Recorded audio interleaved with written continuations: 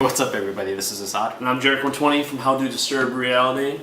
We're going to show you in this video a really cool move. It's a in the hands false riffle shuffle, and it's a gem. It looks exactly like what a real shuffle would look like.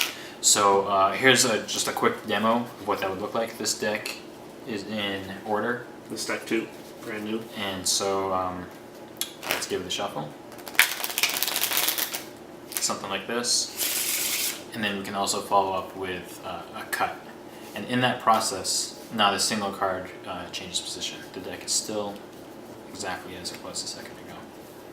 Alright, so I'm going to show you how to do that. At the end of this, Jarek is going to show you a minor variation.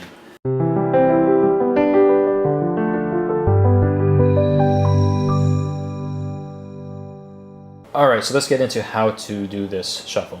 Now, before you learn this technique, you need to be very comfortable with the standard in the hands riffle shuffle. So I've made a tutorial for that a while back, so I'll put a link to it up here on the screen and in the description box down below. Alright, now assuming that you are good at that shuffle, here's what you're going to do. Start off in exactly the same way.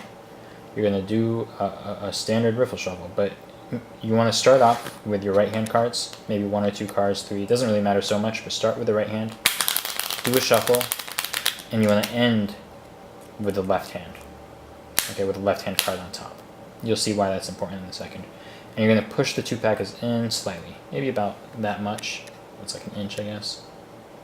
So up until this point, it's pretty much a normal riffle shuffle. Here's what happens next.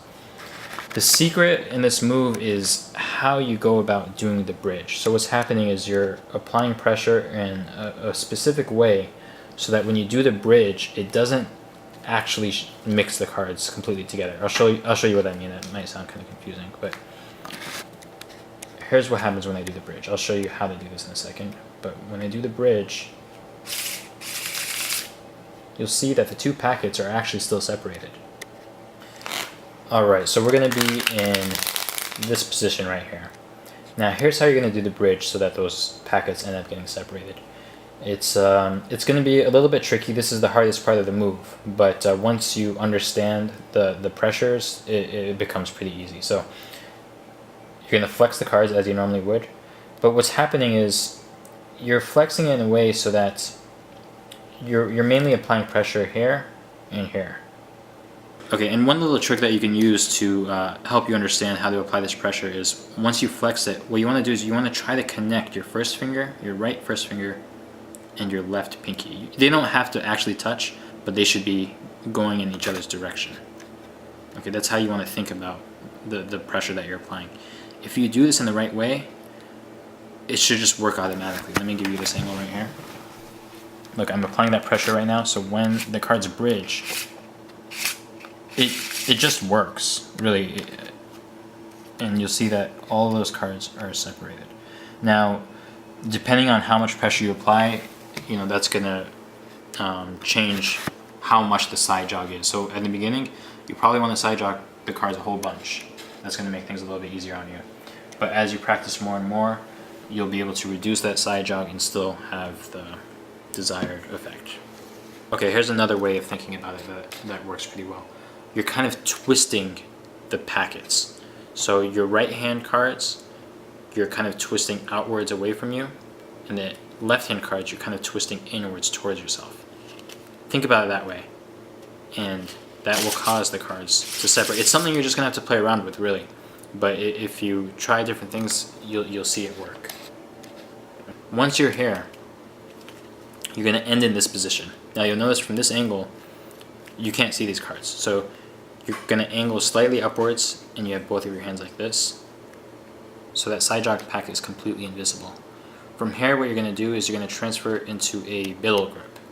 Okay, so I'm rotating the cards, counterclockwise.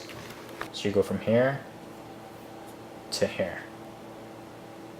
Okay, from the front, the side jog cards cannot be seen because they're being covered by the right hand fingers. Now this is an exaggerated side jog. You probably wouldn't side jog it that much in a real life performance. I'm just kind of showing you what happens. You can start out with a side jog that much, but once you get here, what you would want to do is you're going to push the cards flush to some extent, not completely, but maybe like an inch, 2 inch. I usually end here, and then what I do is I when I push the cards flush, I only do it at the top edge. Okay, so this side jog actually becomes more of an angle jog, kind of, okay? And that helps because the front edge looks pretty normal. The back edge, there's still a pretty big separation there. Now here's what happens. Under the guise of giving the deck a complete cut, what's actually happening is you are separating all of these side jog cards from the pack like this. So my pinky goes right where the cards are side jogged. I'm doing an undercut basically. I'm simulating an undercut. My first finger, my left first finger goes where the cards are angle jogged on the outer end of the deck, just like that. So it's kind of a straddle grip. And then the right thumb is going to be at the left inner edge of the pack. Okay, so it shouldn't be contacting any of the side jogged cards. It needs to be clear of that. So from here, what you're going to do is you're going to swivel all the cards that are straddled by your left hand fingers outwards.